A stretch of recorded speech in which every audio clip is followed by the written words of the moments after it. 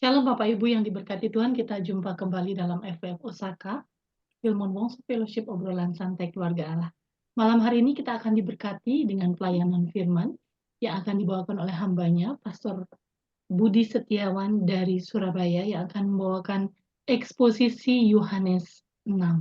Untuk hambanya, Pastor Budi Setiawan, waktu kami berikan. Silakan Pastor. Baik, shalom semua teman-teman.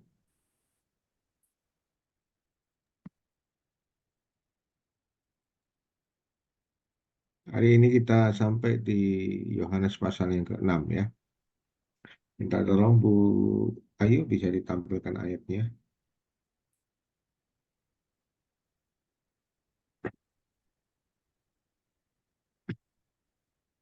Oke, Yesus memberi makan 5.000 orang. Ini perikop pertama ya, ada banyak perikop di sini. Sesudah itu Yesus berangkat ke seberang danau Galilea, yaitu Danau Tiberias. Orang banyak berbondong-bondong mengikuti dia karena mereka melihat mujizat-mujizat penyembuhan. Bapak Ibu, dalam ayat ini kita melihat bahwa dari dulu sampai hari ini ya, banyak orang yang dikatakan di sini mereka berbondong-bondong mengikuti Yesus karena melihat mujizat. Artinya mereka bukan ingin ketemu dengan Yesusnya, tapi mereka ingin melihat mujizat. Mereka tidak ingin mendengar pengajaran Yesus, tetapi mereka ingin melihat kuasa Yesus dinyatakan, baik melalui mujizat dan orang sakit disembuhkan, orang kerasukan setan diusir, dan masih banyak mujizat yang lain. Nah, rupanya itu sudah terjadi sejak zaman dulu sampai hari ini ya.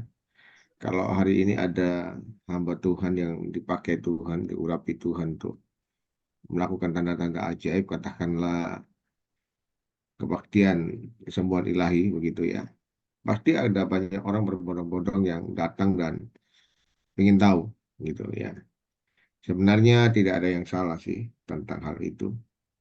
Namun kita harus mengingat bahwa yang penting itu bukan mujizatnya, tetapi Tuhan. Ya, jadi itu yang harus kita cari, itu yang harus kita kejar, itu yang harus kita rindukan, bukan mujizatnya. Ya. Nah, seringkali juga kita salah dalam memberikan apa ya fokus kepada seseorang. Seringkali kita berpikir kalau orang itu dipakai Tuhan untuk melakukan mujizat, menyembuhkan orang sakit dan sebagainya, terus kita merasa bahwa orang itu orang yang hebat. Ya, memang di pandangan manusia bisa dikatakan demikian. Tetapi sesungguhnya itu kan karunia Tuhan. Gitu. Ya, kalau kita lihat di karunia-karunia Roh Kudus, maka salah satunya adalah karunia melakukan mujizat, karunia kesembuhan. Artinya apa? Artinya karunia itu bukan tanda kedewasaan rohani seseorang. Tanda kedewasaan kerohanian seseorang itu bisa dilihat dari perubahan hidupnya, dari ketaatannya kepada Tuhan. Ya. Jadi bukan banyaknya mujizat yang dia lakukan. Tetapi memang di satu sisi kita harus menyadari bahwa dalam pelayanan seringkali orang itu pengen lihat gitu ya, apakah pelayanan kita ditandai dengan mujizat, dengan tanda-tanda ajaib. Nah, seringkali itu hal yang pertama yang menarik banyak orang untuk datang kepada Tuhan. Walaupun nanti pada akhirnya kita harus melakukan follow up, kita harus memuridkan mereka. Nah, itu yang seperti dilakukan oleh Yesus. Dia melakukan pelayanan dengan banyak mujizat dan tanda-tanda ajaib yang pada akhirnya dia akan memuridkan mereka, mengajar mereka dan sebagainya. Jadi tidak ada yang salah, tapi jangan itu yang kita kejar, tetapi yang kita kejar adalah Tuhannya, yaitu Yesusnya. Dalam ayat berikutnya, dalam ayat yang ketiga dikatakan, dan Yesus naik ke atas gunung dan duduk di situ dengan murid-muridnya. Ya. Ayat yang keempat, dan pasca hari raya orang Yahudi sudah dekat. Ketika Yesus memandang sekelilingnya dan melihat bahwa orang banyak berbondong-bondong datang kepadanya, Berkatalah ia kepada Filipus, di manakah kita akan membeli roti supaya mereka ini dapat makan. Bapak Ibu, kita melihat di sini walaupun orang-orang yang datang itu pengen lihat mujizat, tetapi yang luar biasa dari Tuhan kita itu hatinya penuh dengan belas kasihan. Ya. Dia melihat bahwa orang-orang ini perlu makan gitu. Kalau saudara lihat dalam Markus pasal yang ke-6 ayat 35 dan 36 dikatakan di situ pada waktu itu hari sudah mulai petang dan murid-murid berkata kepada Yesus, Guru, suruh aja mereka ini orang yang banyak ini pulang gitu ya, pulang dan pergi ke desa-desa yang terdekat supaya mereka cari makan sendiri. Nah, dan apa yang diusulkan oleh murid-murid itu sebenarnya masuk akal karena mereka datang tidak diundang, ya kan? Tidak ada flyer, tidak ada apa ini brosur yang dituliskan di situ. Ayo datanglah dalam pertemuan ini nanti dapat makan gratis, kan nggak ada begitu. Ya. Artinya mereka datang karena pengen lihat mujizat gitu. Mereka pengen mungkin ada yang sakit dan mereka ingin disembuhkan dan sebagainya. Jadi mereka datang sendiri. Karena itu murid-murid berkata suruh aja mereka pulang dan pergi ke desa-desa yang terdekat dan cari makan sendiri-sendiri. Sudah selesai masalahnya kan begitu. Ya, nggak usah repot-repot. Toh kita juga nggak mengundang mereka, mereka datang sendiri gitu. Tapi yang luar biasa dari Tuhan kita itu dikatakan bahwa Yesus berkata kepada murid-muridnya supaya diberi makan. Gitu. Orang-orang ini diberi makan. Dan jumlahnya tidak sedikit, 5.000 orang laki-laki. Ya. Belum termasuk perempuan dan anak-anak. Ya katakanlah kalau di total mungkin perkiraan 10.000 lah, paling gampangnya begitu. Nah masalahnya mereka ini tidak punya makanan dan hari sudah petang. Ya. Dan Yesus bertanya, dari mana kita harus dapat makanan ini? Kemudian salah seorang muridnya berkata dari ayat yang keberapa ini? Dikatakan ayat yang ke-7 ya. Ayat yang ke-7 ditayangkan sebentar. Dikatakan di situ jawab Filipus kepadanya, roti seharga 200 dinar tidak akan cukup untuk mereka ini sekalipun masing-masing mendapat sepotong saja gitu ya. Nah, jawab Filipus ayat yang ke-7, jawab Filipus kepadanya roti seharga 200 dinar tidak akan cukup untuk mereka ini sekalipun masing-masing mendapat sepotong kecil saja. Artinya apa? Artinya Filipus mau berkata kepada Yesus bahwa kita ini nggak punya uang gitu. Jadi kalau harus beli roti, uang yang ada itu cuma 200 dinar dan itu pun kalau diberikan makanan, roti dan nggak cukup gitu walaupun masing-masing cuma dapat sepotong saja gitu ya, potong kecil katakan begitu. Nah, artinya apa? Artinya Filipus ingin berkata bahwa kita ini tidak punya uang. Bagaimana mungkin ya kita kasih mereka makan gitu. Nah, seringkali kalau kita mengikuti Yesus itu kita akan menemui hal-hal yang semacam ini. Ada kejutan-kejutan gitu ya. Yang sepertinya tidak mungkin, yang sepertinya mustahil. Tapi justru orang bilang inilah yang disebut ngeri-ngeri sedap itu begitu ya. Ikut Yesus itu ada ngeri-ngerinya karena kita seringkali diperhadapkan pada situasi yang sepertinya tidak mungkin, mustahil gitu. Tapi sedapnya kalau kemudian terjadi mujizat gitu, kalau terjadi kuasa Tuhan dinyatakan dan seperti yang kita lihat di sini, ya eh, mereka tidak punya uang, mereka tidak punya makanan, tidak ada roti dan hari juga sudah petang dan namun dikatakan di sini ayat yang ke-8 ada seorang dari murid-muridnya yaitu Andreas, saudara Simon Petrus berkata kepadanya, di sini ada seorang anak yang mempunyai 5 roti jelai dan 2 ikan. Nah, tapi apakah artinya itu untuk orang yang sebanyak ini gitu? Jadi di satu sisi di tengah-tengah situasi mereka tidak punya uang dan tidak ada makanan dan Yesus berkata kamu harus memberi mereka makan. Nah, di sini ada anak yang membawa 5 roti dan 2 ikan. Nah, saya coba merenung ini anak bawa 5 roti 2 ikan itu sebenarnya untuk apa gitu ya? Mungkin dia pengen jualan atau gimana gitu ya, ya kan? Nah, tapi kita lihat di sini akhirnya Tuhan membuat mujizat dari 5 roti dan 2 ikan ini. Nah, bukan jumlahnya yang penting, tetapi pemberian yang tulus yang penting. Ya. Di sini kita belajar bahwa bukan jumlahnya yang penting, tetapi ketulusan hati. Ketika ketulusan hati itu diserahkan kepada Tuhan dan kemudian diberkati oleh Tuhan, maka itu cukup untuk memberi makan 5.000 orang bahkan lebih, bahkan sisa 12 bakul. Nah, ini yang luar biasa ya. Jadi walaupun Tuhan melihat orang-orang yang datang ini pengen kayak katakanlah hanya ingin mujizat saja, hanya ingin melihat orang sakit disembuhkan, tetapi dengan hati yang besar, dengan hati yang besar, Yesus memberi mereka makan. Saya kira hal yang sama yang perlu kita lakukan. Kita perlu care ya kepada orang-orang di luar sana, khususnya mereka yang sedang membutuhkan pertolongan, khususnya pada hari-hari ini ada banyak orang yang sedang kesulitan dalam hal finansial, dalam hal pekerjaan, bahkan untuk makan pun juga agak susah gitu ya. Mungkin tidak seberapa jumlah uang atau makanan atau nilai yang kita berikan, tetapi itu cukup bisa memberikan sentuhan ya, sentuhan kasih Tuhan kepada banyak orang dan siapa tahu dari situ Injil itu bisa masuk gitu ya. Nah, kita melihat di sini Yesus melakukan hal yang sama.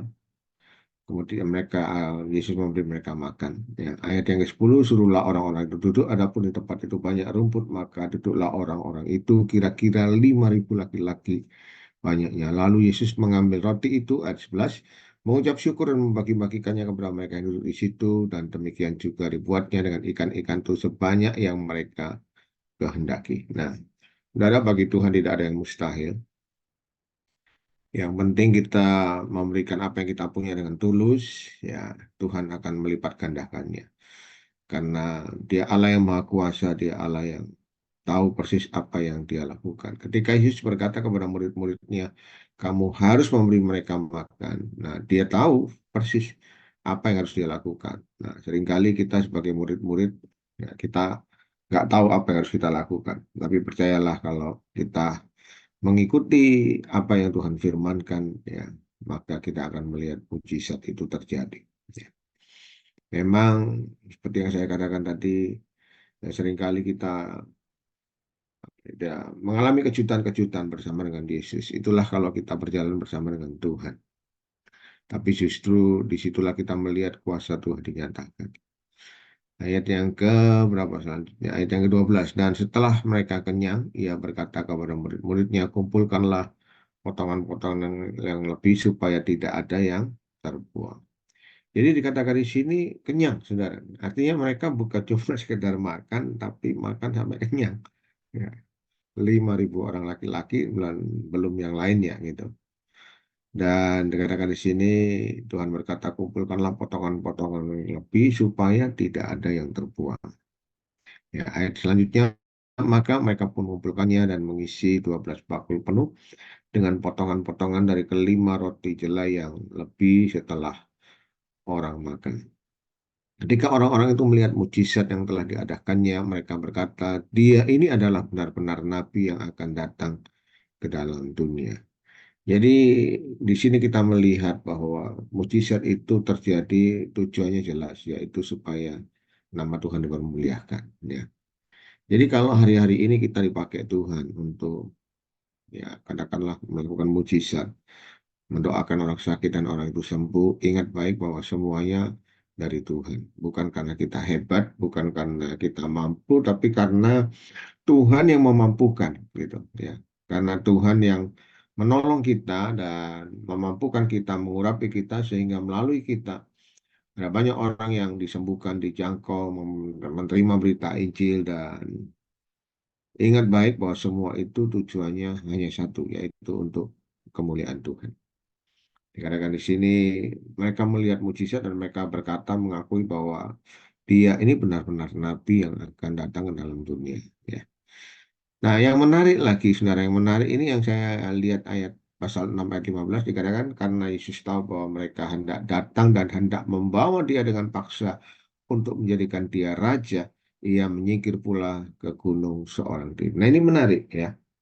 Jadi setelah peristiwa mujizat itu, telah lima roti dua ikan cukup memberi makan 5.000 orang.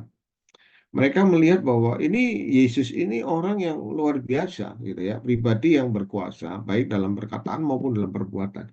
Wah, ini layak jadi raja, ini jadi pahlawan kita ini layak gitu ya.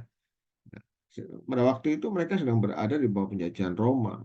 Jadi mereka membutuhkan seorang Mesias. Mereka menganggap bahwa Mesias adalah orang yang akan membebaskan mereka dari penjajahan Roma pada waktu itu, dan mereka menganggap bahwa inilah raja yang kita tunggu-tunggu ya.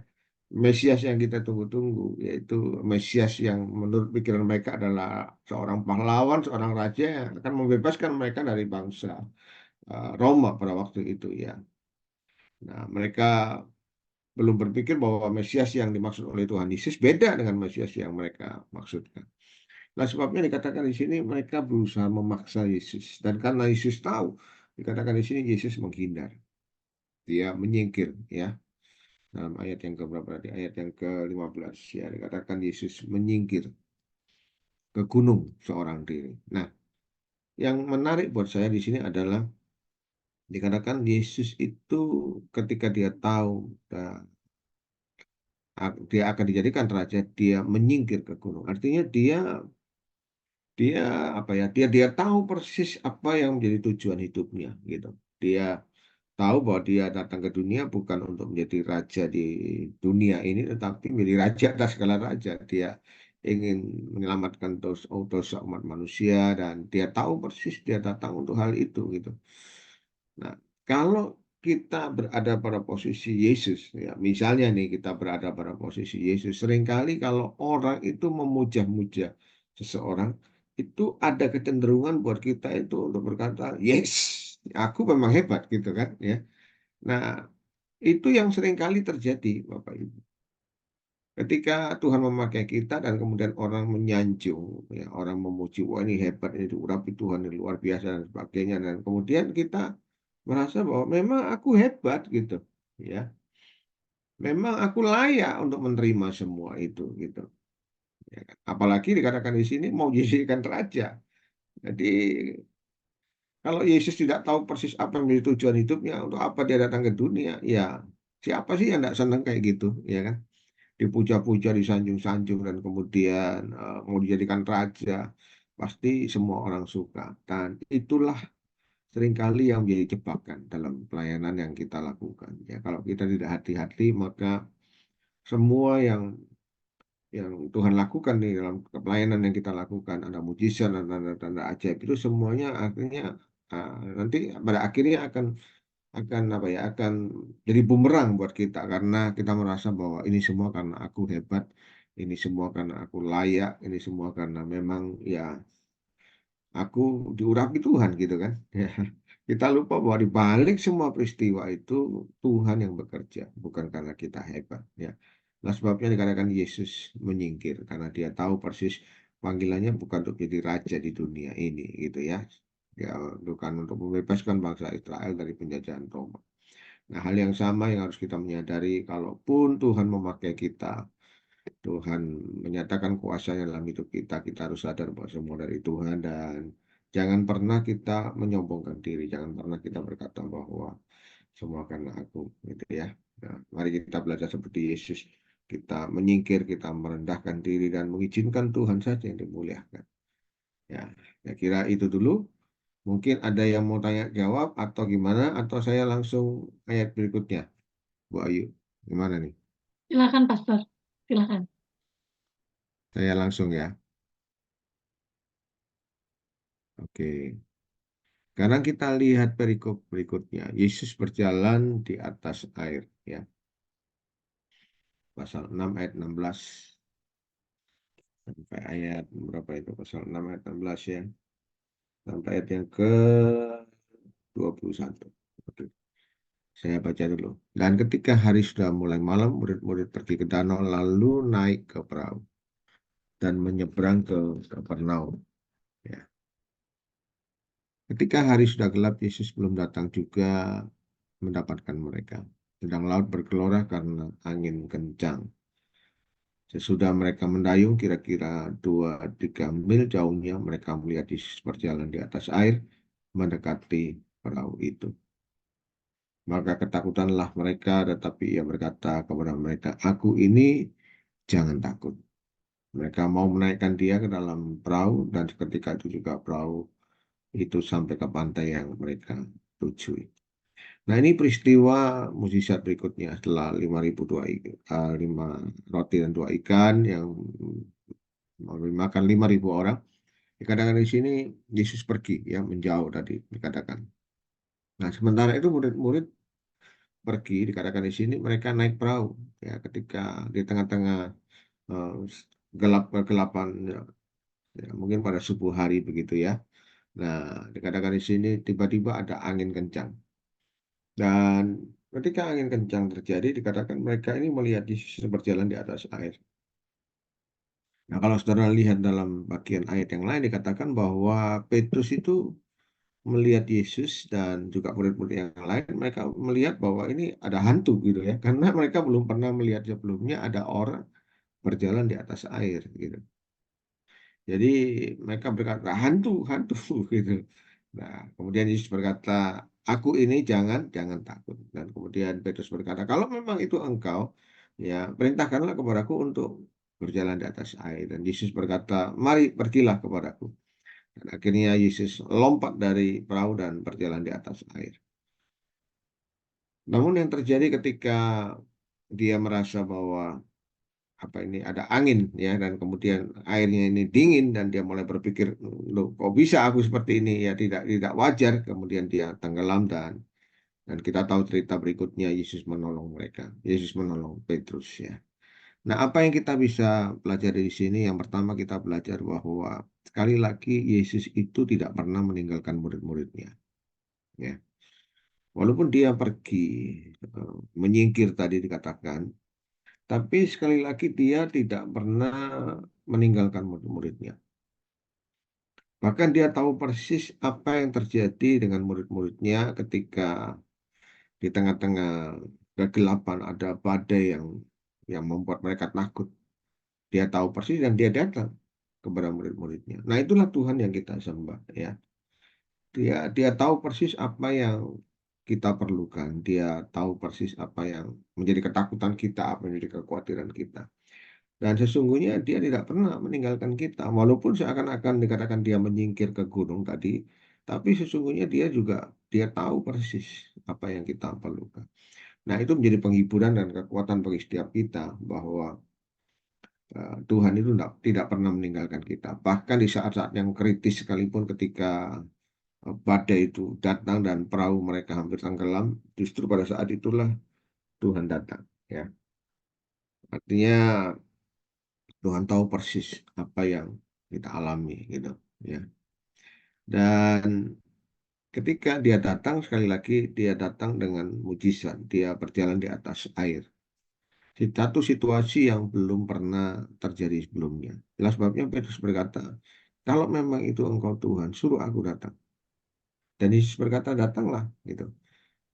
Nah, ketika Petrus melompat dari perahu dan dia datang kepada Yesus, Alkitab mencatat dia berjalan di atas air. Nah, hal yang kedua yang kita bisa pelajari, ya, bahwa mujizat itu terjadi kalau kita berjalan sesuai dengan firman Tuhan. Jadi yang pertama, dari Tuhan tidak pernah meninggalkan umatnya, dan yang kedua, mujizat itu terjadi ketika kita berjalan sesuai dengan perintah Tuhan. Ya. Ketika Tuhan berkata, "Datanglah," gitu, ya, dan Petrus melompat datang gitu. Dia bukan melompat sendiri dan kemudian mencoba berjalan di atas air sama seperti Yesus dengan kekuatannya sendiri, tidak. Tetapi dia lakukan itu karena dia mendengar firman.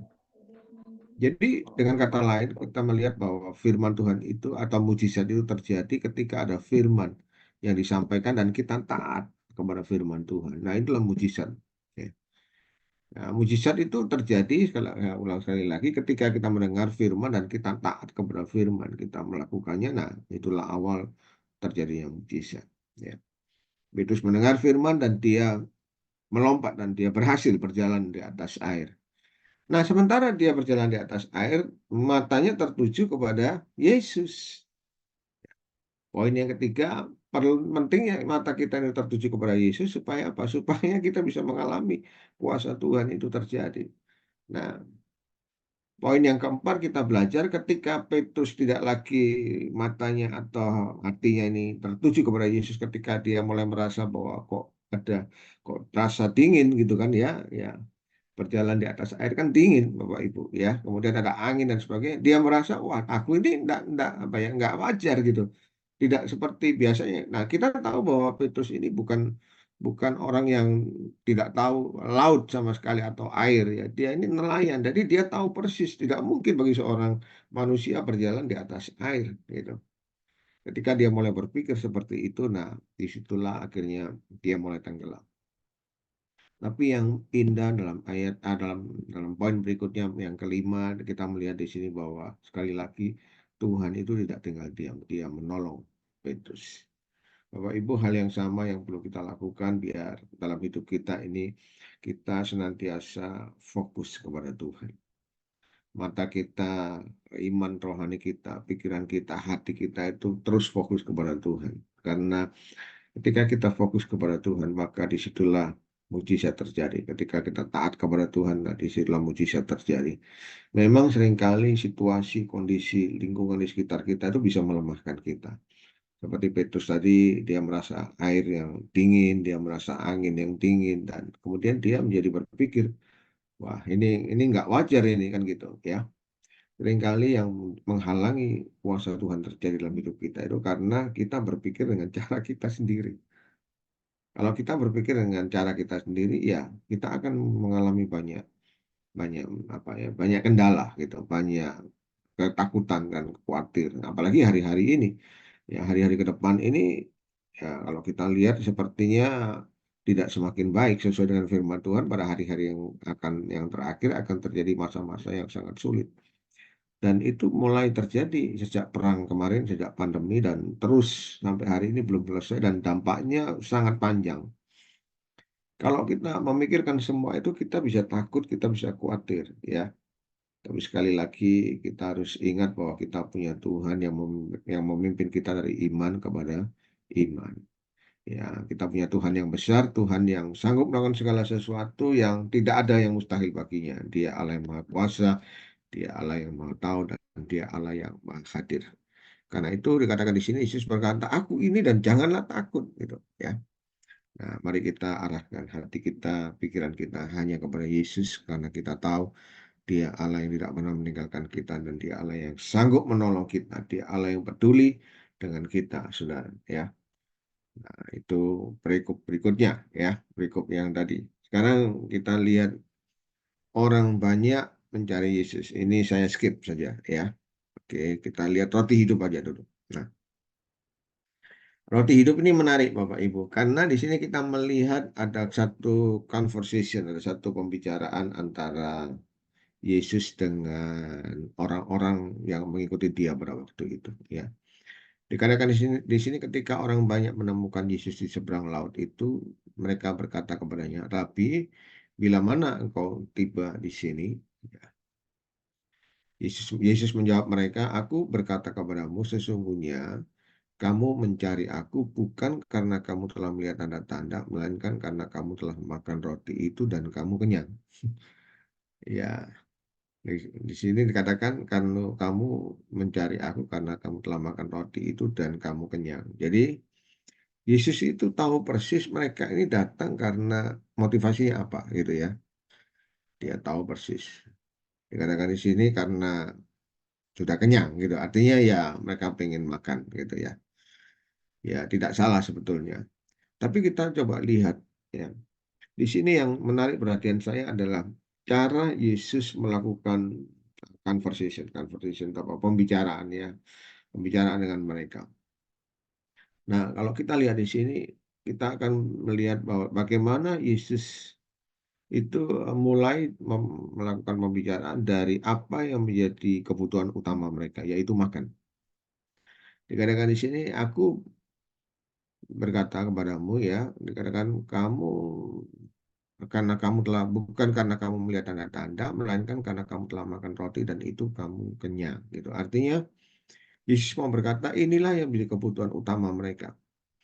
Mereka pengen makan lagi, ya makan gratis lah gitu ya. Mereka karena itu kebutuhan pokok, kebutuhan utama mereka. Namun ada satu hal, ayat yang 27 dikatakan, bekerjalah bukan untuk makanan yang akan dapat binasa, melainkan untuk makanan yang bertahan sampai kepada hidup yang kekal, yang akan diberikan anak manusia kepadamu, sebab dialah yang disahkan oleh Bapa Allah dengan meterainya. Nah, saudara, kita melihat di sini yang pertama, Yesus itu bicara soal Velnit. Velnit itu apa ya? Kebutuhan utama lah, kebutuhan pokok.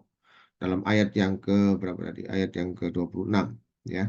Dikatakan di situ Yesus bicara soal kebutuhan utama mereka. Namun setelah itu Tuhan Yesus berusaha untuk membelokkan pembicaraan dengan berkata, bekerjalah untuk makanan yang apa? eh, Bukan untuk makanan yang akan binasa, melainkan untuk makanan yang bertahan, yang sampai kepada hidup yang kekal. Artinya Yesus mau katakan kepada mereka, kamu itu ya boleh-boleh saja makan, tapi ada satu makanan yang jauh lebih baik, gitu kan? Ya. Dan itu yang harus engkau kejar. Dikatakan bekerjalah untuk makanan yang seperti itu. Kalau makanan yang kamu makan ini bisa membuat engkau binasa, namun ada makanan yang bertahan sampai kepada hidup yang kekal. Nah ini kan luar biasa, saudara.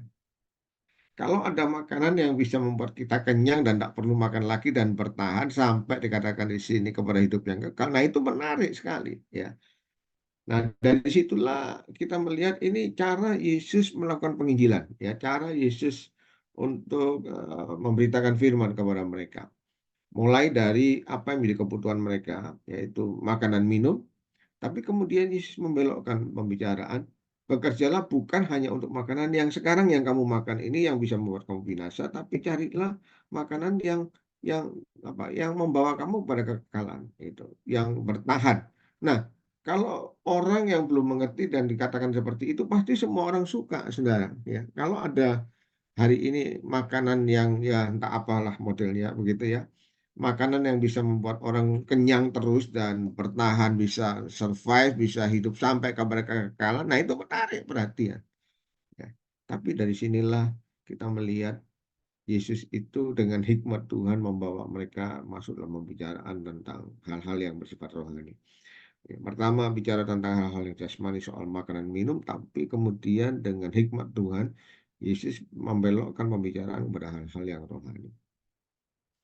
Ya, dikatakan di sini yang akan diberikan anak manusia kepadamu sebab dialah yang disahkan oleh Bapa Allah dengan meterainya.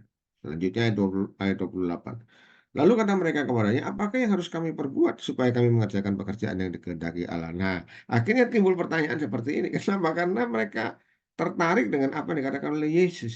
Ya. Nah, disinilah cara kita apa ini? Kalau kita menginjil, kita memberitakan firman, ini salah satu cara yang kita bisa lakukan. Yang pertama, pastikan apa yang menjadi kebutuhan orang yang kita ajak ngomong ini, ya. Kalau misalnya mereka bisnis, ya ngomonglah soal bisnis. Kalau mereka olahragawan, ngomonglah soal olahragawan. Atau ngomong apa aja lah yang menjadi kebutuhan pokok utama, felt need, ya. Kebutuhan pokok utama mereka apa? Yang pasti soal makan minum, ya itu pasti semua orang perlu. Kemudian dari situ baru kita mulai mengarahkan pembicaraan kepada hal-hal yang bersifat rohani. Ya. Dan akhirnya mereka bertanya, apa yang harus kami lakukan? Ayat 29 jawab Yesus kepada mereka, inilah pekerjaan yang dikehendaki Allah, yaitu hendaklah kamu percaya kepada Dia yang telah diutus Allah. Nah, di sini Yesus mulai bicara tentang dirinya sendiri, ya, tentang dirinya sendiri supaya mereka percaya kepada Yesus bukan hanya soal makanan minum, mencari Yesus bukan soal makanan minum, mencari Yesus bukan soal mujizat, tetapi percaya kepada Yesus ya bahwa Dialah yang diutus oleh Allah. Kata mereka kepadanya, tanda apakah yang kau perbuat supaya dapat kami melihatnya dan percaya kepadamu? Pekerjaan apakah yang kau lakukan? Nenek moyang kami telah makan mana di padang gurun seperti ada tertulis, mereka diberikannya makan roti dari surga. Maka kata Yesus kepadanya, aku berkata kepadamu, sesungguhnya bukan Musa yang memberikan kamu roti dari surga, melainkan Bapakku yang memberikan kamu roti yang dari surga. Nah, sekali lagi kita melihat di sini dalam pembicaraan Yesus berusaha mengarahkan kepada dirinya, ya, step by step, ya, dengan cara yang halus, dengan hikmat Tuhan. Kemudian Yesus berusaha mengarahkan pembicaraan kepada dirinya sendiri, betapa mereka itu harus percaya bahwa akulah orang atau Mesias yang diutus oleh Bapa di surga. Ayat 33. Karena roti yang dari Allah ialah roti yang turun dari surga dan yang memberi hidup kepada dunia. Jadi yang dimaksudkan di sini adalah dirinya sendiri, yaitu roti hidup. Maka karena mereka kepada Tuhan, berikanlah kami roti itu senantiasa. Ya, di sini kita melihat akhirnya mereka mulai terbuka dan berkata, berikanlah kami roti itu. Ya, jadi bukan roti yang bisa membuat mereka binasa, bukan mana yang membuat mereka binasa, tetapi roti yang memberikan kehidupan kepada mereka. Dan dikatakan sini, berikanlah kami roti itu senantiasa. Ayat 35 kata Yesus kepada mereka, akulah roti hidup. Barang siapa datang kepadaku, ia tidak akan lapar lagi. Dan barang siapa percaya kepadaku, ia tidak akan haus lagi. Nah, di sini kita melihat bahwa Yesus akhirnya membuat sebuah statement bahwa akulah roti hidup itu. Jadi kalau kamu mau makan roti, ya makanlah aku ini, akulah roti hidup ini. Ya, dan itu yang akan membawa kamu kepada kekekalan. Sedangkan roti yang kamu makan, mana dan sebagainya itu hanya sementara akan membuat kamu binasa, lapar lagi. Tapi kalau kamu makan roti hidup ini, kamu tidak akan makan, kamu tidak akan lapar, bahkan kamu akan sampai ke surga, kepada kekekalan. Ya, tetapi aku telah berkata kepadamu, sesungguhnya kamu telah melihat aku dan kamu tidak percaya. Nah, masalahnya di sini Bapak Ibu. Ayat 36 banyak kali, sering kali penginjilan itu mentok karena mereka tidak percaya. Ya. Inilah sebabnya pentingnya kita untuk terus berdoa dan melakukan peperangan rohani sebelum kita melakukan penginjilan, ya, kepada orang yang belum mengenal Tuhan. Ayat 37, semua yang diberikan Bapa kepadaku akan datang kepadaku, dan barang siapa datang kepadaku, ia tidak akan kubuang. Ya, saya melanjutkan, sebab aku telah turun dari surga bukan untuk melakukan kehendakku, tetapi untuk melakukan kehendak Dia yang telah mengutus aku.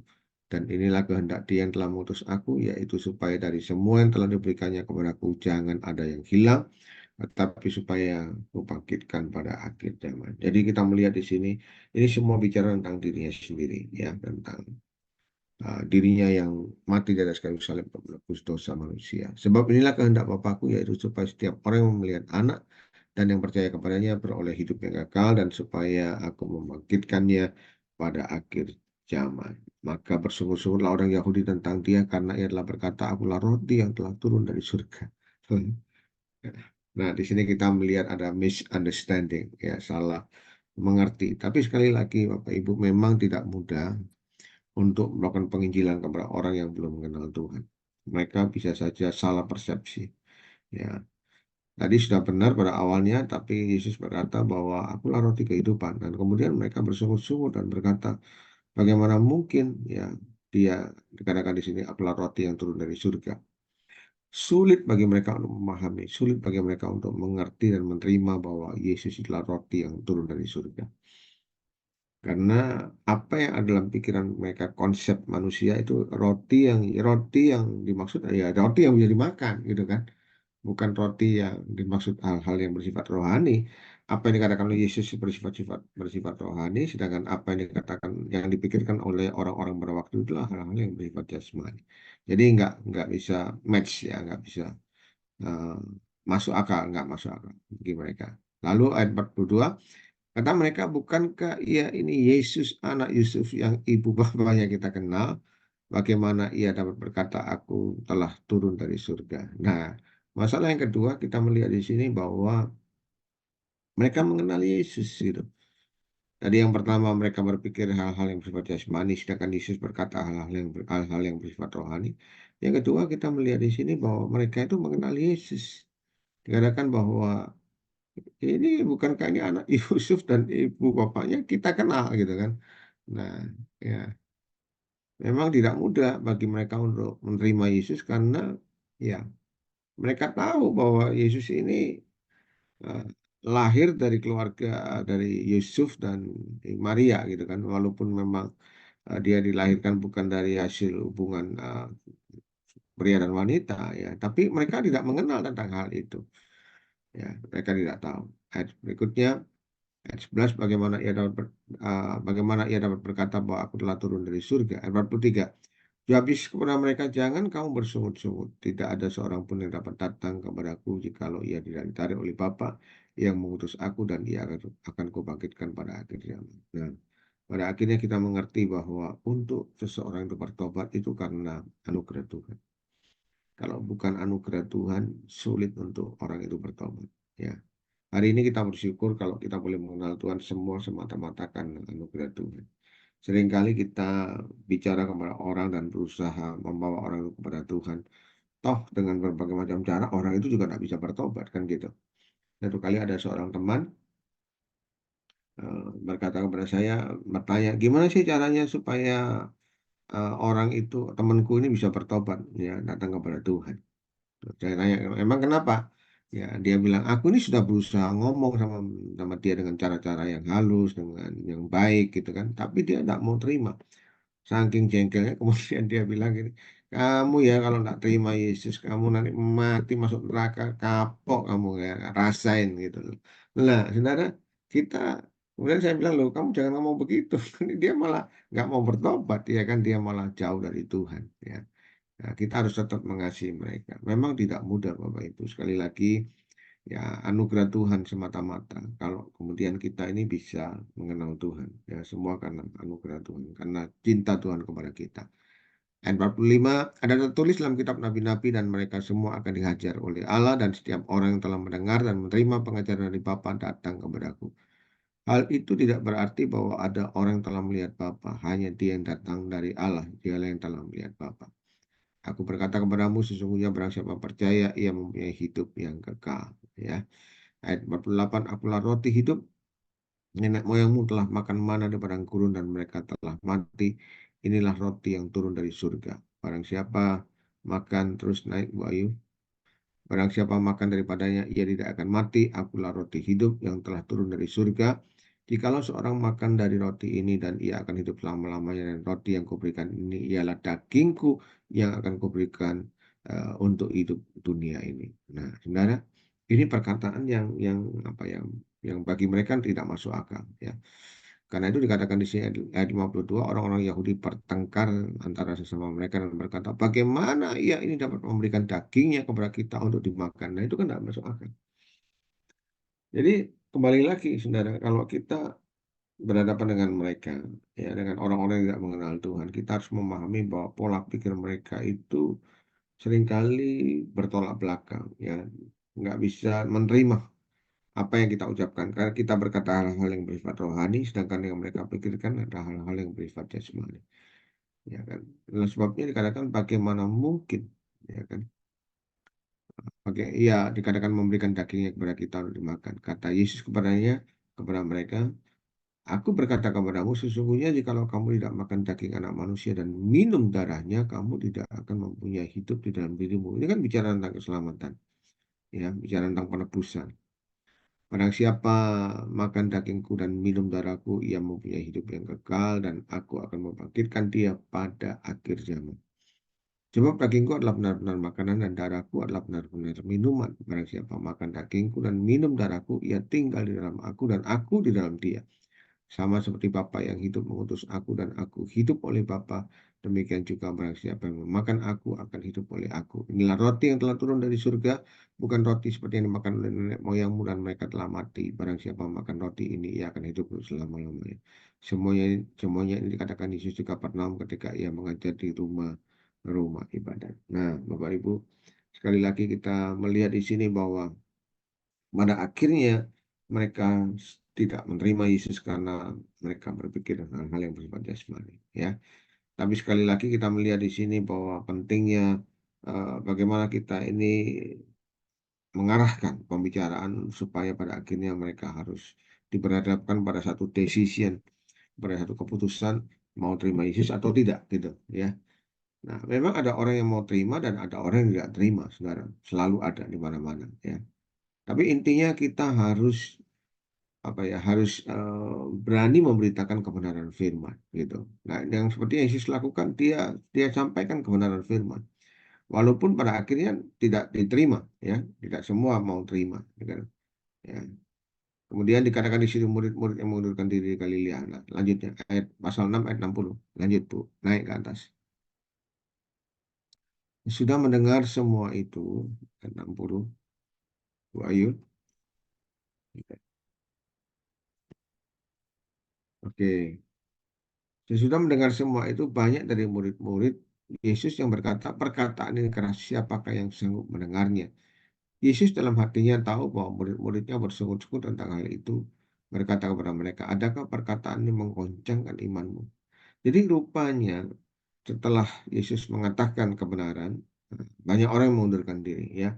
Tadinya mereka mengikuti Yesus sekali lagi karena mereka pengen melihat mujizat, pengen makan gratis dan sebagainya. Tapi tidak cukup hanya sampai di situ. Yesus mengatakan kebenaran bahwa kamu tidak cukup hanya makan roti yang membinasakan kamu. Ada roti hidup, yaitu aku sendiri. Makanlah gitu kan. Ya minumlah. Dan kamu akan dikenyangkan dan tidak akan lapar lagi. Bahkan itu sampai kepada kekekalan gitu. Tapi sekali lagi mereka tidak bisa menerima. Dan akibatnya apa? Ada banyak orang yang mengundurkan diri, ya. Nah, yang menarik dikatakan di sini, Yesus ayat 61, Yesus yang di dalam hatinya tahu bahwa murid-muridnya bersungut-sungut tentang hal itu berkata kepada mereka, adakah perkataan ini menggoncangkan imanmu? Dan bagaimanakah jika kamu melihat anak manusia naik ke tempat di mana ia sebelumnya berada? Rohlah yang memberi hidup, daging sama sekali tidak berguna. Perkataan-perkataan yang katakan kepadamu adalah roh dan hidup, tetapi di antaramu ada yang tidak percaya. Sebab Yesus tahu dari semula siapa yang tidak percaya dan siapa yang akan menyerahkan dia. Lalu ia berkata, sebab itu kau katakan kepadamu, tidak ada seorang pun yang datang kepadaku kalau Bapa tidak mengaruniakannya kepadanya. Nah, sekali lagi kita melihat di sini, semua karena karunia Tuhan, karena anugerah Tuhan kita boleh mengenal Tuhan. Kalau tidak, sulit bagi kita untuk mengenal Tuhan. Ya, mulai daripada itu banyak murid-muridnya mengundurkan diri dan tidak lagi mengikuti dia. Nah, Bapak Ibu, memang ini risiko, ya. Ketika kita memberitakan firman Tuhan, ada dua kemungkinan. Ada orang yang mau menerima dan ada orang yang tidak menerima. Ini risiko. Tetapi apapun yang terjadi, apapun risikonya, kita harus memberitakan kebenaran. Kita harus membawa setiap orang yang sampai kepada kebenaran, sampai kepada Yesus. Terima Yesus sebagai Tuhan dan Juru Selamat. Hanya itu satu-satunya jalan keselamatan dan sampai kepada Bapa.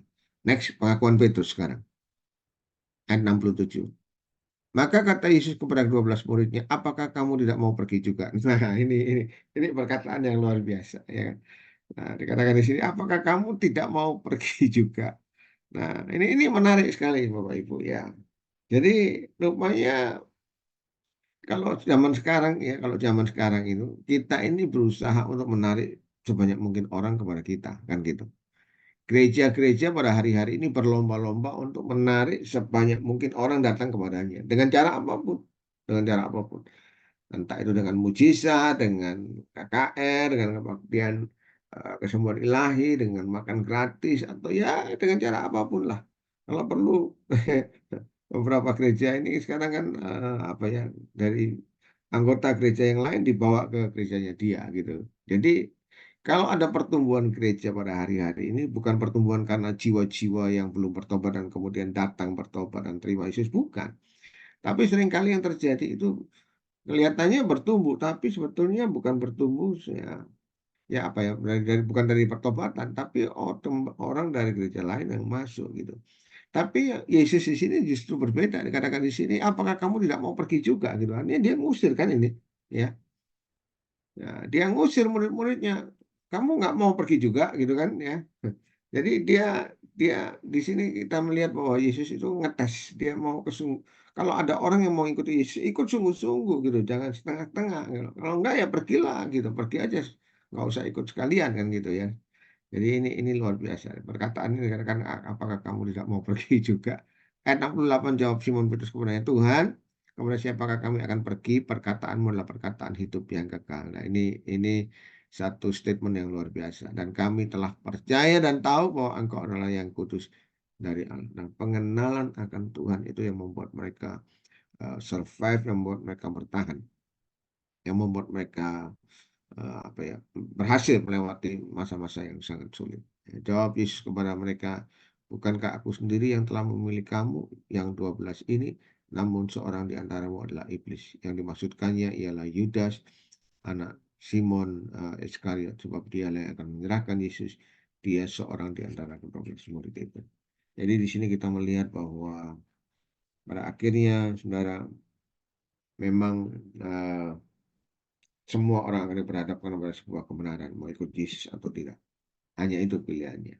Mari kita berdoa, Bapak Ya, Ibu. silakan. Tuhan, kami mengucap syukur karena Engkau Allah yang sudah memimpin kami, dan Engkau Allah yang menyatakan firman-Mu kepada setiap kami, Tuhan. Ajar kami untuk terus belajar kebenaran firman, ajar kami untuk terus taat, ajar kami untuk terus memahami kehendak Tuhan. Biar melalui kehidupan kami nama Tuhan dipermuliakan, biar melalui kehidupan kami ada banyak orang yang boleh dijangkau dan mereka boleh mengenal Tuhan. Berkati teman-teman semua yang sudah mendengarkan, dan Tuhan jadikan kami pelaku-pelaku firman. Terima kasih.